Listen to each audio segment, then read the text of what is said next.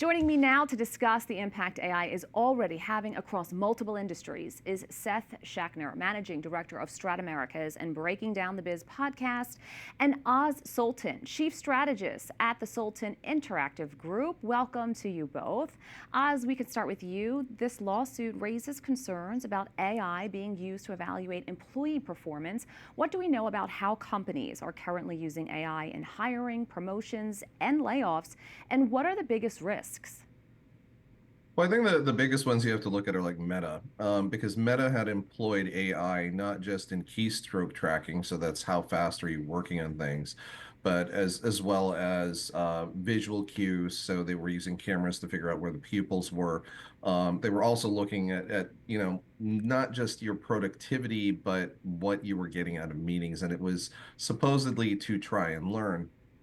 There was a huge pushback.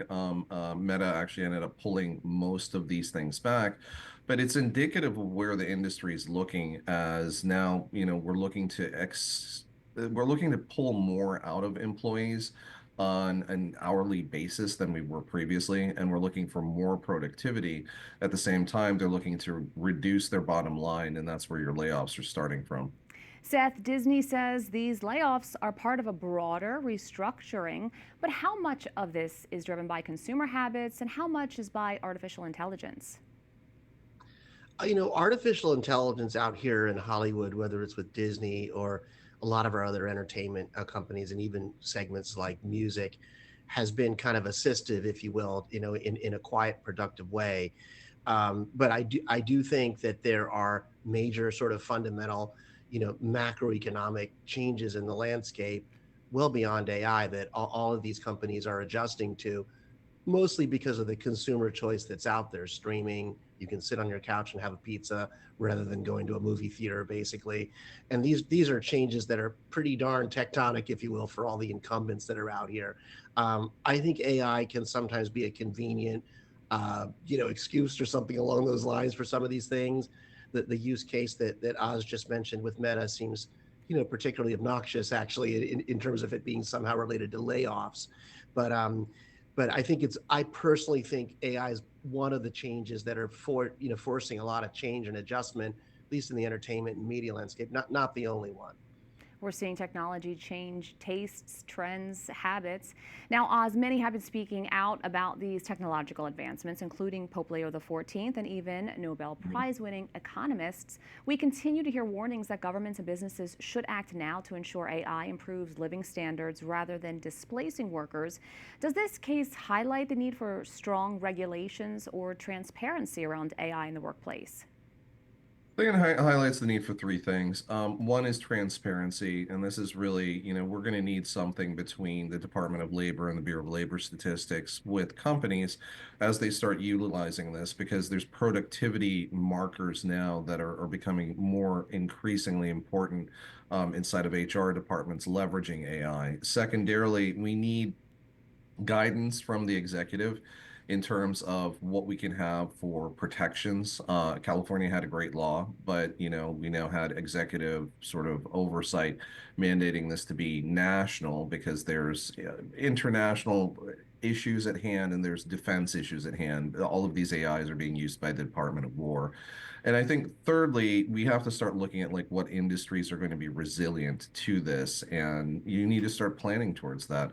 A lot of the lower level jobs, dot one, right? We lost most of the manual work that was being done at banks to automation. Now in the third version of, this boom, dot three, I guess you could call it. We have AI doing the same thing, but this is really for middle management and redundant roles. So you're going to be seeing a lot more of this, and I would call this really the first AI restructuring that we've seen. Wow. Seth, a recent USC survey found that nearly 60% of entertainment workers believe AI will eliminate more jobs than it will create. Is that concern justified, or are we likely to see jobs evolve rather than disappear? I think it's kind of overblown, to be honest with you. I mean, certainly there are aspects, just as Oz is mentioning, that can be made more efficient, and whether that's in the consumer experience or production process or finding ways to reduce cost. I think Ben Affleck had something that was just sold to Netflix on this basis. So I tend to think that it will integrate its way into the system rather than displace more. It'll be insistive in nature. But I do think, there's a lot that industry and the private sector can do, even more so than regulation, which we need. There are a variety of coalitions, including in DC, the Human Artistry Coalition. There's something out of Europe called AIOK. The music industry's put out guidelines on actually what you would call something that's been either assisted or created by AI, all to give kind of consumers a sense of what's actually happening.